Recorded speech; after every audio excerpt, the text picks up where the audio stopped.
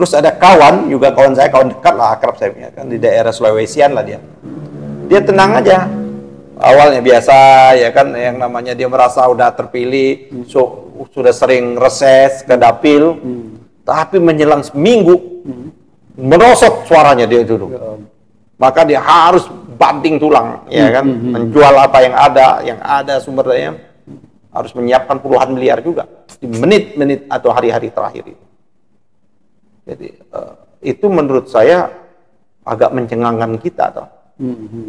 Begitu tinggi betul untuk menjadi anggota parlemen yang tempat wilayahnya pengabdian dan berjuang, bukan untuk wilayah dagang, kan?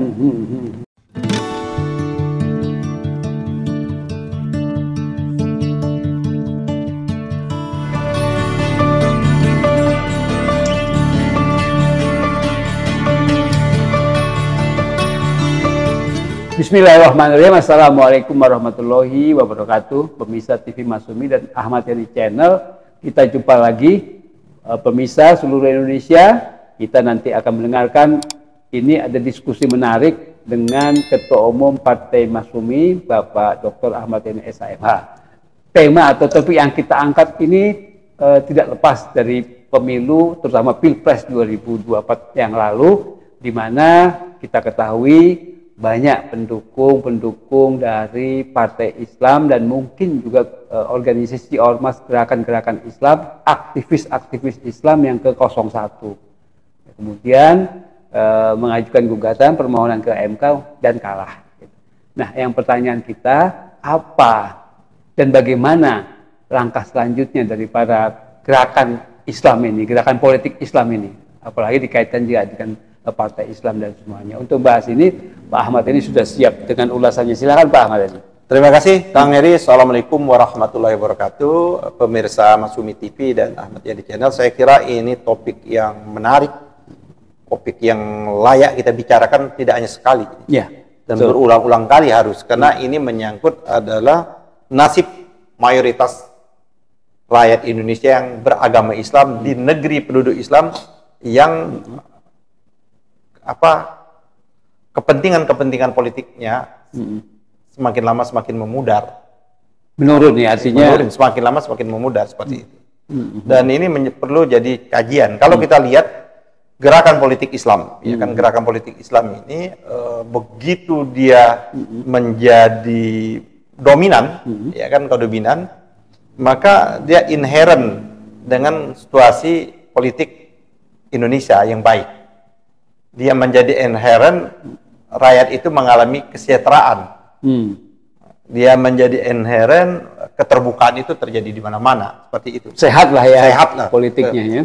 Kenapa sehat itu? Karena tentu politik Islam itu meletakkan moral, nilai-nilai spiritual ajaran Islam itu menjadi basis dalam berpolitik, tentu seperti itu. Yang sekarang hari ini mulai hilang seperti itu.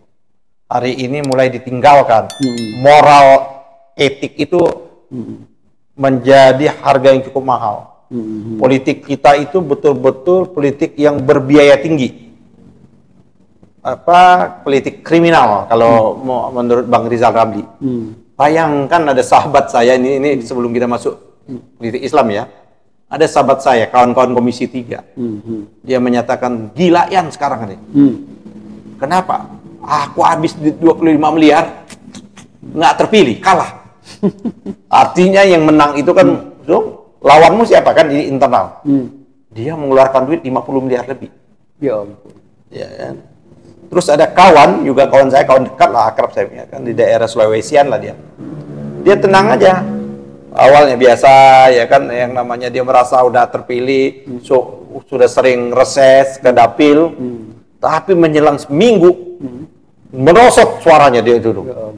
Maka dia harus banting tulang, ya kan, menjual apa yang ada sumber daya, harus menyiapkan puluhan miliar juga di menit-menit atau hari-hari terakhir itu. Jadi itu menurut saya agak mencengangkan kita, toh.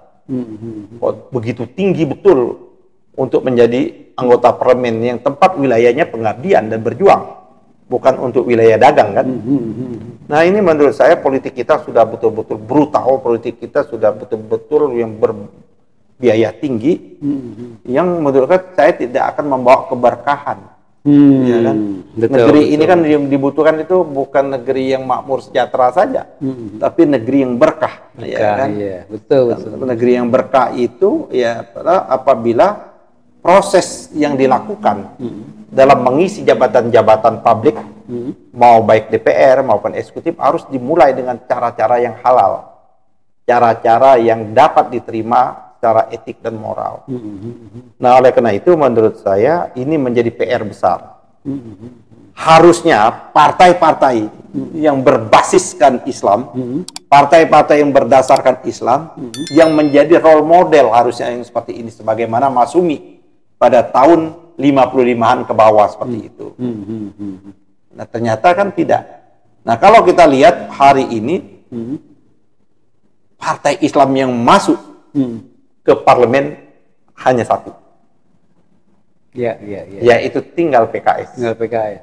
Kalau PAN dan PKB, dia bukan partai Islam, tapi partai yang berbasiskan ormas Islam. PKB, NU, PAN, quote and quote lah, walaupun ada perdebatan, ya, orang menyatakan bukan lagi partai Muhammadiyah, tapi dia lahir dari rahimnya Muhammadiyah seperti itu.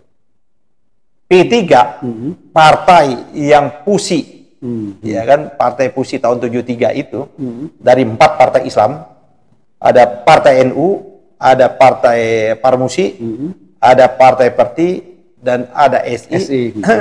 Akhirnya pada tahun 2024 tidak lagi masuk parlemen.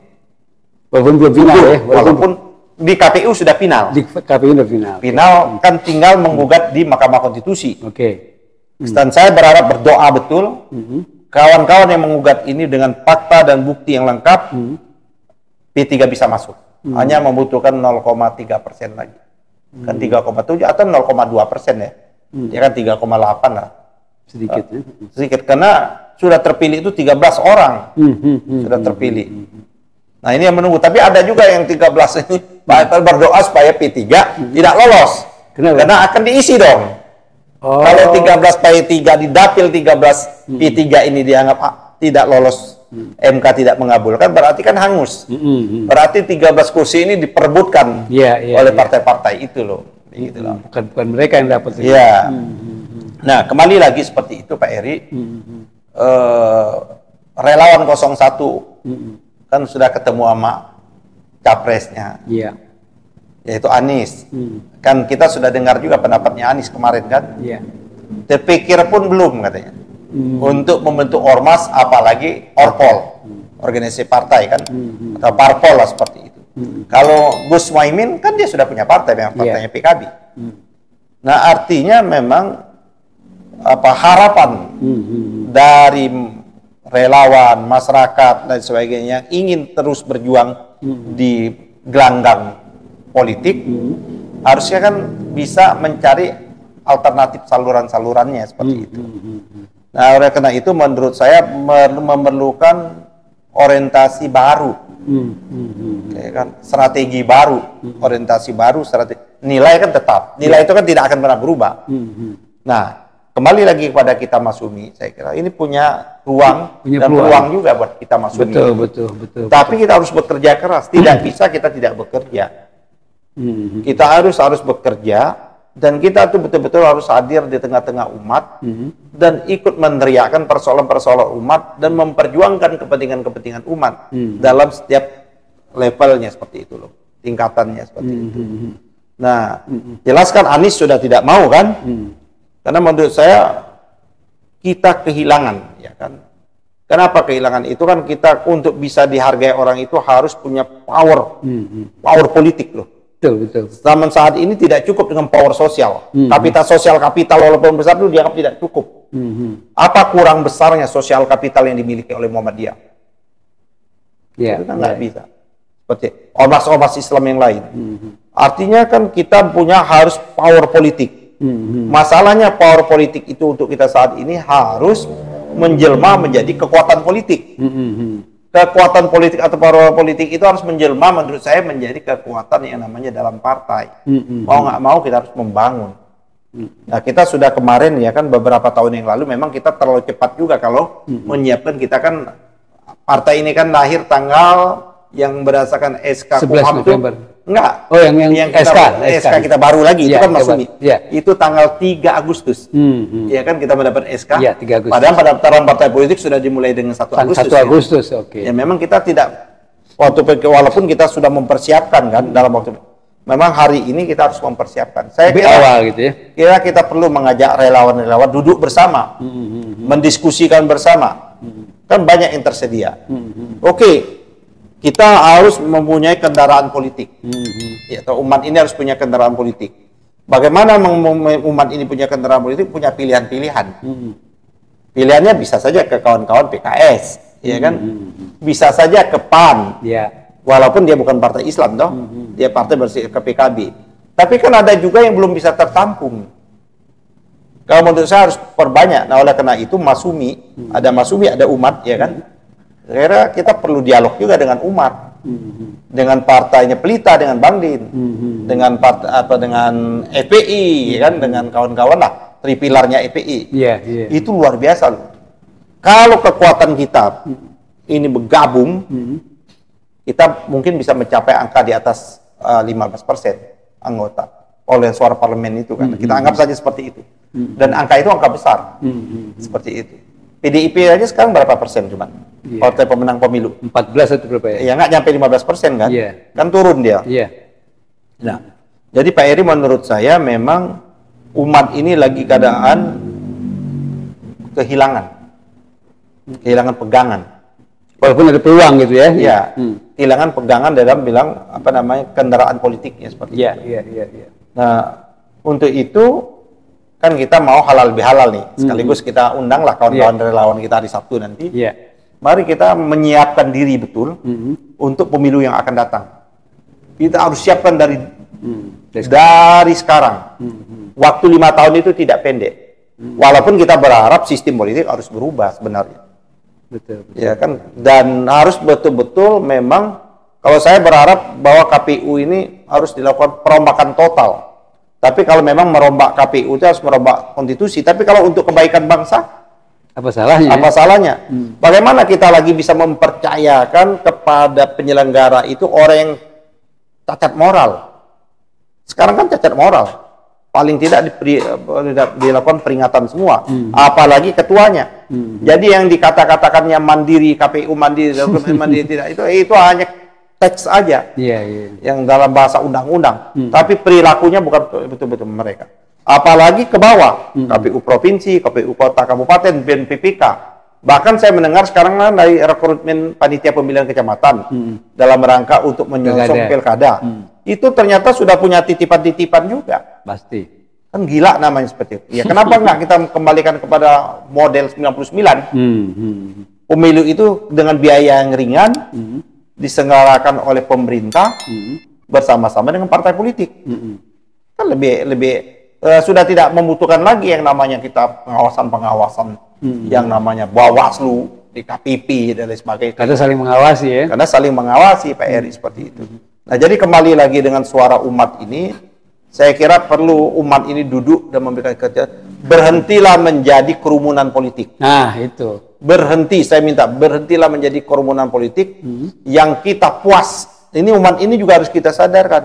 Berapa banyak umat ini, tokoh-tokoh umat itu mau mengeluarkan uang, mungkin ada yang sampai puluhan juta, ratusan juta, untuk dalam rangka mendukung capres. Tapi tidak pernah mau berkorban untuk membangun kekuatan politik. Jadi bukan kerumunan politik. Jadi bagaimana kita ini membentuk partai ini biayanya besar. Tapi bagaimana umat ini sadar mengeluarkan biaya infak sedekahnya itu samping untuk membangun masjid, pesantren, ya kan rumah-rumah yatim piatu, tapi pembiayaan politik partai politik. Dan partainya harus terbuka dan wajib diaudit. Seperti itu.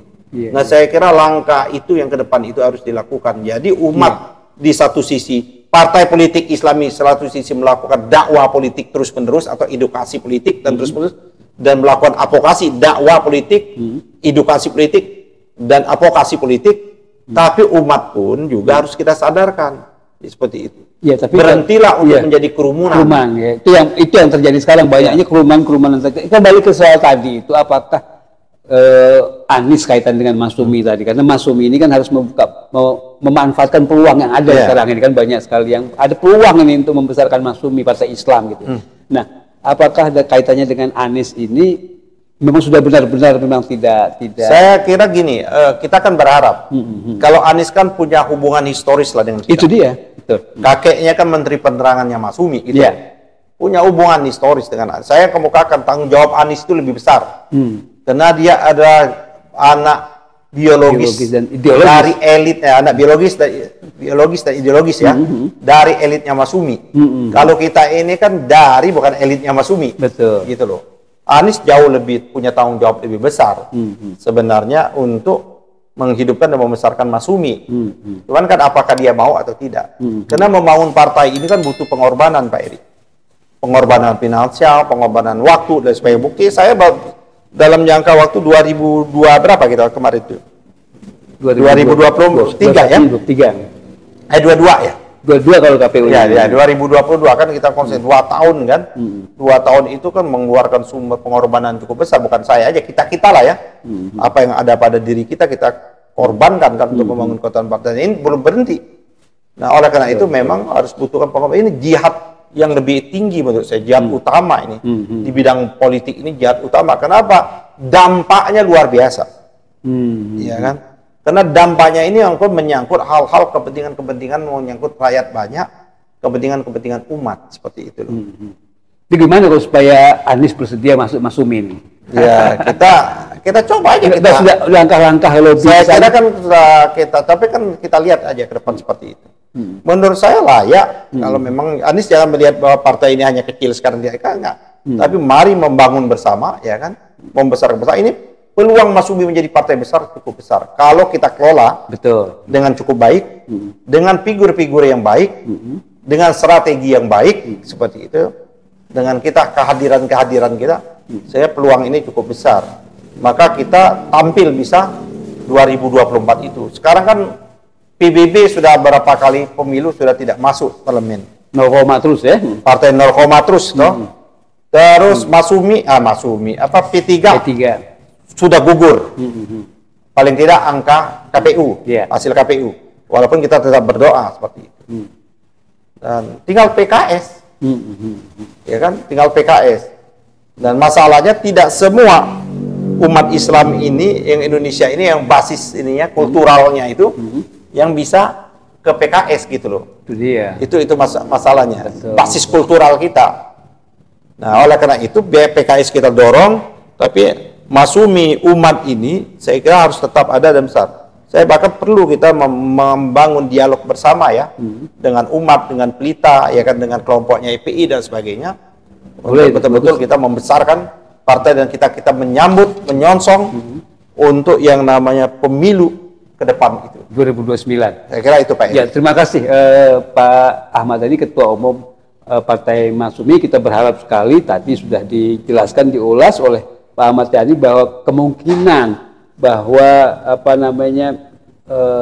Anies Rashid Baswedan misalnya untuk bergabung ke Masyumi itu belum tertutup, kemungkinan masih ada, terbuka. Tapi dengan catatan memang Partai Masyumi ini kita harus betul-betul siapkan betul. Ini memang ada celah gitu, artinya ada space. Karena space-nya gini Pak Eri, kan di kita ini tidak ada orang Masyumi ini mengejar-ngejar jabatan. Itu dia. Saya kira bisa terbuka. Tidak hanya sebenarnya Anies, tokoh-tokoh lain silakan. Tokoh-tokoh lain juga masuk. Kita mengundang dan kita merasa kalau orang datang orang baru merasa kita tidak tersingkir. Karena siapa yang paling tepat-tepatnya itu kita mempersilahkan. Istilahnya kan kita tidak, orang baru tidak boleh menjadi ketua umum. Orang baru tidak menjadi sekjen. Orang baru tidak boleh menjadi bendahara umum. Orang baru tidak boleh jadi ketua majelis. Enggak. Di Masyumi ini tidak seperti itu. Karena kita betul-betul ingin mengembalikan kembali model politik, etik moral itu menjadi tempat, ya kan? Itu mempersatukan gitu ya. Nomor satukan. Saya baru nulis buku pengantar gitu. Karangannya Profesor Firman ya dari LIPI, bagaimana dia menulis buku tentang Masyumi, 2 orang. Saya baru tulis kata pengantarnya, mudah-mudahan nanti akan terbit buku itu. Bagaimana, tapi Masyumi yang Masyumi dulu, dia melihat dalam pendekatan sikap pluralisme, sikap tolerannya Masyumi. Wah, itu bagus. Bukunya itu saya udah baca, luar biasa. Saya kira nanti bukunya itu layak kita untuk bedah, kita diskusikan. Iya. Oke, terima kasih Pak Ahmad Yani, Pak Ketum. Jadi kita pemirsa TV Masyumi dan Ahmad Yani Channel, kita akhiri apa yang tadi disampaikan oleh Pak Ahmad Yani, mudah-mudahan menjadi kenyataan ya. Artinya Masyumi terus berkembang. Bismillahirrahmanirrahim, kita berdoa betul-betul supaya Masyumi untuk 2029 menjadi peserta pemilu. Oleh karena itu dari sekarang kita sudah bisa bergerak.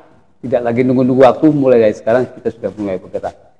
Terima kasih pemirsa. Billahi taufiq wal hidayah. Wassalamualaikum warahmatullahi wabarakatuh. Waalaikumsalam warahmatullahi wabarakatuh.